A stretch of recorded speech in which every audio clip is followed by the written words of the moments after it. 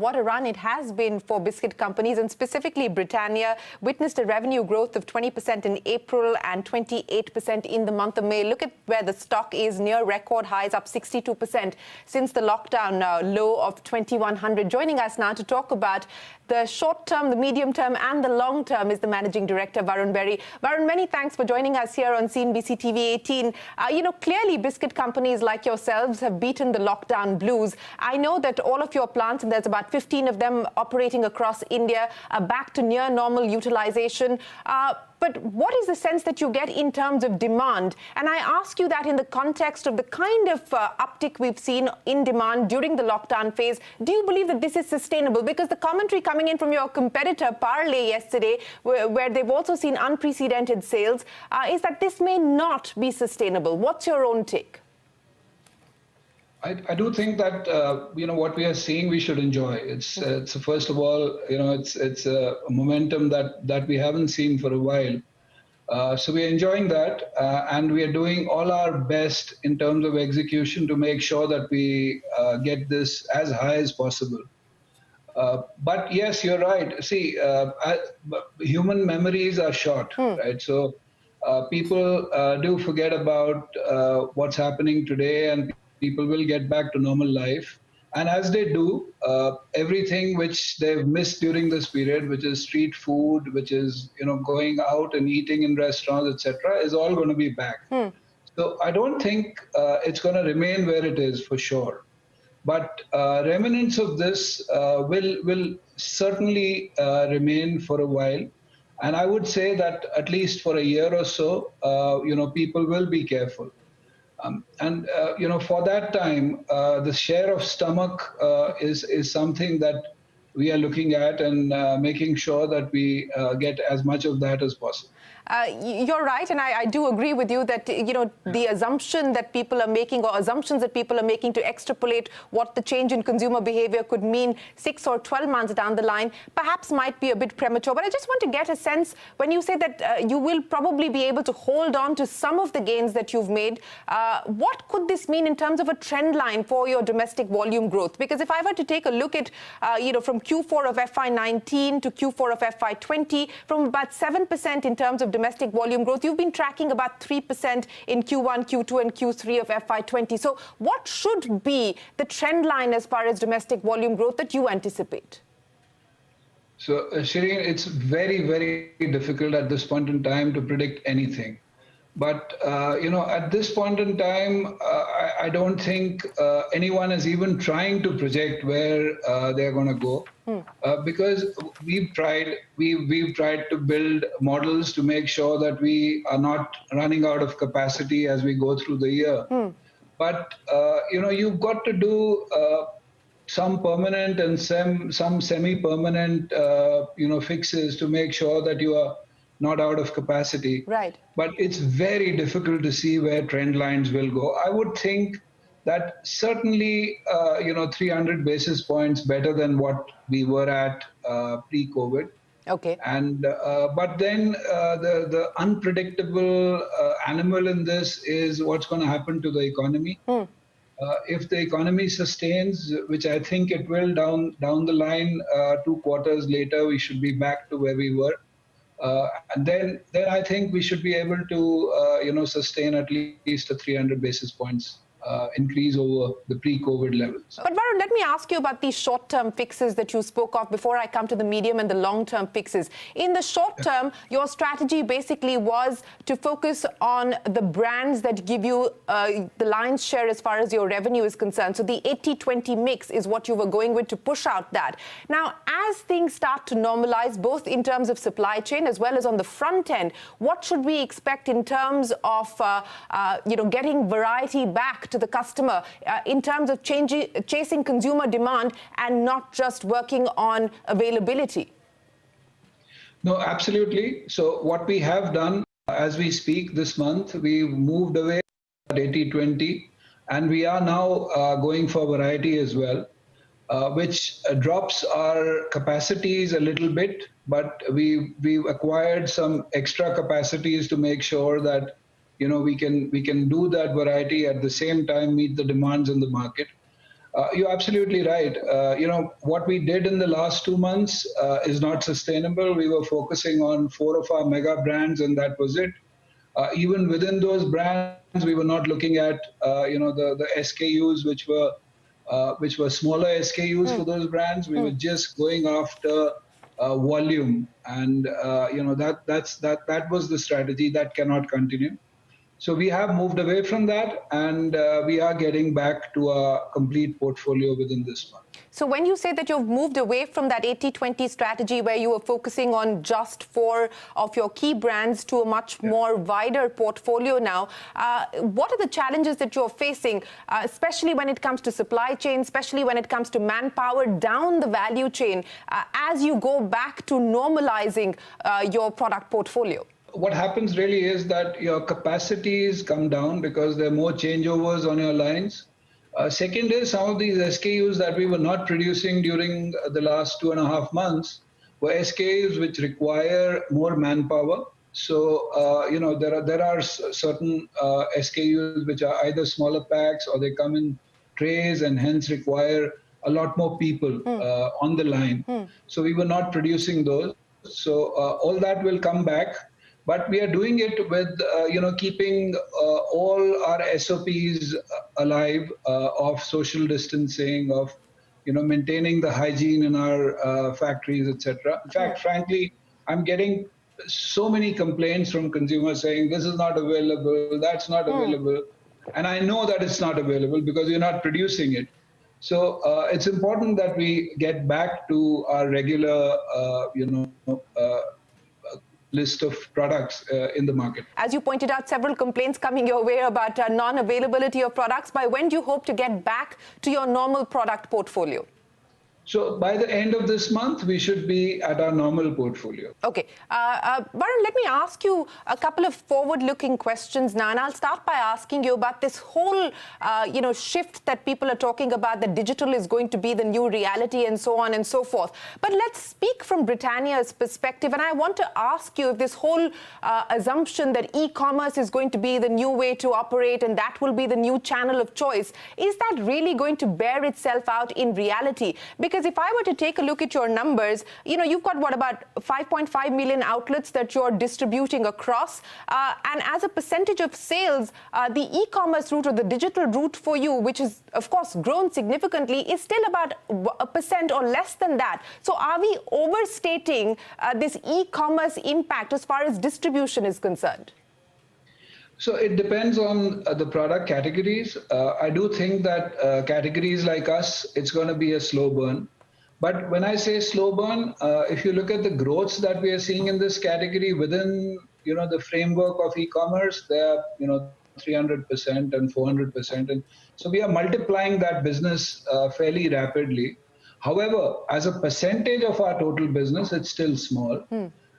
There are certain categories where it's becoming 5%, where it's becoming 10%, and I'm sure there'll be categories where e-commerce has become 15, 20% of the overall portfolio.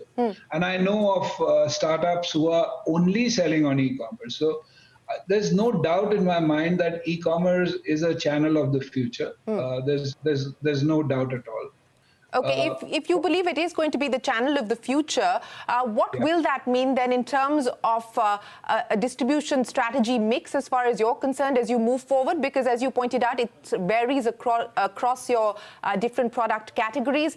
What is the effort going to be to ensure that you make the gains there and perhaps also see some cost savings? So I look at it very simply, Shereen. The way I look at it is that the traditional trade, which is the mom and pop stores, the 5.5 million that we get to, are at this point in time the most important for us because that's the bulk of our business. The way I look at it is that modern trade, our market share in modern trade should be higher than what it is in traditional trade because that's growing faster than traditional trade. However, traditional trade will still remain the base of the pyramid. And e-commerce, which is obviously growing faster than traditional trade as well as modern trade, there are market share needs to be even higher than what it is in modern trade. So that when we get tailwinds on these categories, we only get market share trade wins as well, right? So that's the way I look at it. So we are putting disproportionate efforts, but the point is that that base of the pyramid is not going to go away because retailers, distributors in India are highly entrepreneurial. Now, in these tough times with the shutdown and all of that that's happened, there will be at least 5 or 10% of them who will go out of business. But another 5-10% will emerge because they're so entrepreneurial, they're so smart. They operate like e-commerce operators in their locality. Right. Yeah. So I don't think that's going away. So yes, that is unlikely to go away. But you talked about disproportionate efforts going in to ensure that you move up this chain as far as e-commerce is concerned. What about spending? Are you also likely to see a disproportionate amount of spends on digital media, for instance? How is the A&M strategy going to change on account of this if you believe that that is the future? Well, the A&M strategy at this point in time, if you ask me, everyone's sitting at home and watching television. So the most effective medium at this point in time seems to be television. But yes, of course, the new generation is going digital in any case. I don't think anyone reads a newspaper. Anyone below 30 reads a newspaper. And obviously they spend a lot more time on their computers than they spend on television. Yeah. So, our connectivity with those consumers is important because they are the consumers of the future. So, there is disproportionate spends which will happen, which actually have started in the last 3-4 years as well. We've been spending a lot more on the digital medium. But I do think as we go forward, that is going to become the medium which is going to be very important. But no one can take away, the kind of commercials that you have for television, the kind of reach that we have television, and the kind of cost per person reached that you can get there, you can't get anywhere else. Well, I have to say, I'm glad to hear you say that, Varun. I will not disagree with you for even a second on that. Yeah. But, let's talk a little bit about market share gains. We were talking to Parle yesterday, and they spoke about gaining 400 to 500 basis points in market share. What's the story like as far as you're concerned? Have you been able to now get reliable data in terms of where the market share gains have come in for you? So, no, for the last 3 months, even Nielsen hasn't been able to do their fieldwork. So we haven't seen any market share data, and I don't know where Parle got their numbers from. But so are you saying you're skeptical of the Parle numbers in terms of market share gains? No, don't put words in my mouth. I'm asking. I'm only asking. No, there's some numbers which come from a little bit of research which is done in bits and pieces. So maybe it's that. I'm not saying Parle is not doing well. They're doing really well. And in their strongholds, their Parle G is the most trusted brand. And I'm sure that in the Hindi belt, they've been able to, do a lot of good stuff and get their brand into the retailer outlets. But, I don't know. From my, connection with the ground through my field force, through the surveys that we do, etc., it seems that there are areas where we've made a huge progress. There are some areas where Parle has made progress and we've lagged. But overall, I think, at this point in time, I can feel that we certainly have gained market share during this time. Okay. But you don't have a number, but you do believe that you have gained market share. Yes. What about the non-biscuit part of the portfolio? And I link that also to what the future could look like, Varun, because, while everyone is trying to grapple with how consumer behavior or consumer preferences will change, one thing seems to be emerging as a very clear trend, and that is health and wellness is here to stay. So what is that going to mean then in terms of the innovation pipeline, in terms of the future product pipeline as well for you? And what about the non-biscuit part of the portfolio and how you're currently seeing that trend? So biscuits have been the best performing category for us. And the reason for that is that it's a home consumption item. All the others, Rusk has been the other really well-performing category for us. The others are more, on the go. So, and obviously people have not been on the go. So, and also we've seen our dairy portfolio to do extremely well, because that again is home consumption, whether it's cheese or ghee or all of that. That's done extremely well. I do think that you're absolutely right. This has opened the eyes of consumers to how important immunity is, and health is, and health and wellness is, and diet and all of that. So there is going to be some impact of this in consumer behavior as we go forward. And we've seen a slew of products coming out. People are launching milk with haldi, and Yeah. all of that. So I think we've not had the time to really go and launch products, because I don't think it was the right time to do that. Yeah. I think it was important to get your base covered at this point in time. But what we have done is we've put the wheels into motion in terms of looking at what could be the next frontier as far as the consumers are concerned. Okay. So as we said, even in my interviews, I've been saying that we are making a big play into dairy. We are setting up a factory in Ranjangaon. So that is going to be a very interesting play for us, and we're going to see how we can modify our portfolio in dairy to make sure that we really play hard in health and wellness.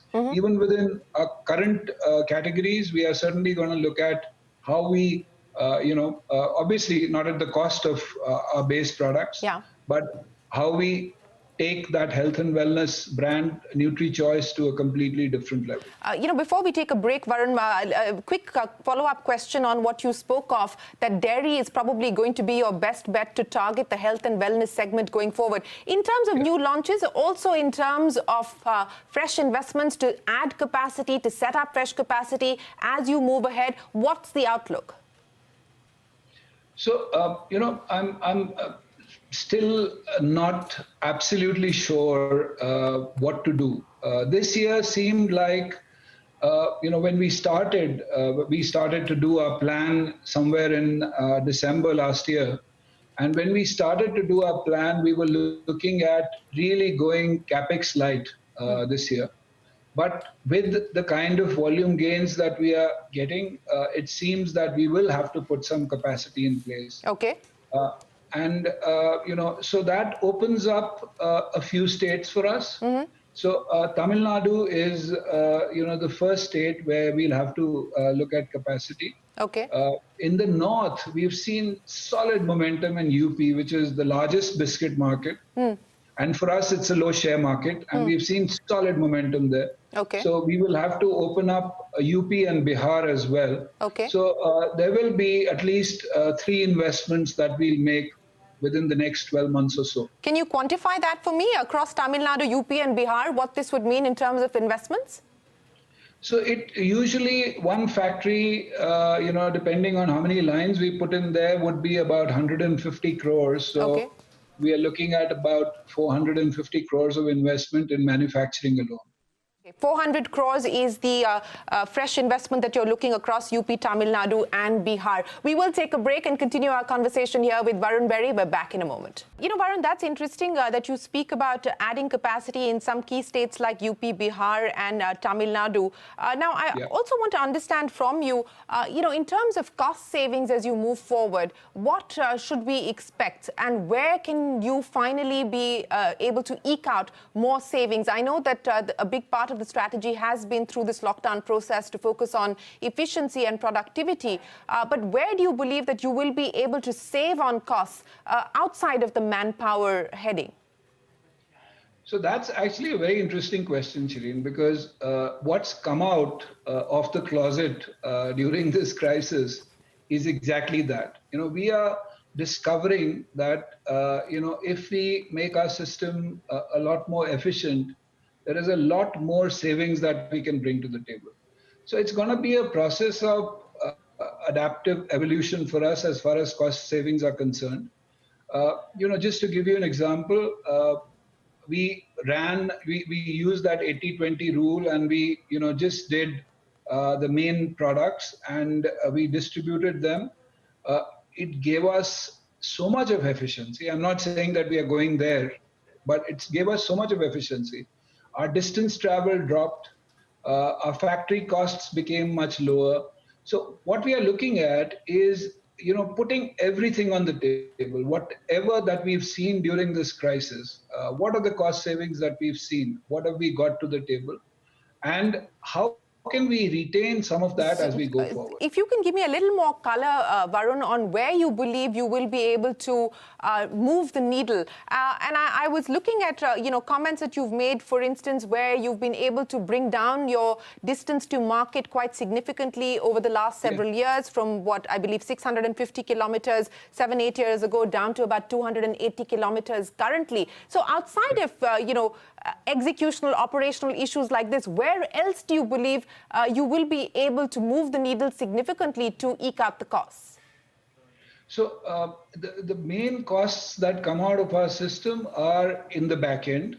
So from a supply chain perspective, it's energy costs. It's about the efficiency of the line. It's about the labor that we deploy, optimizing that.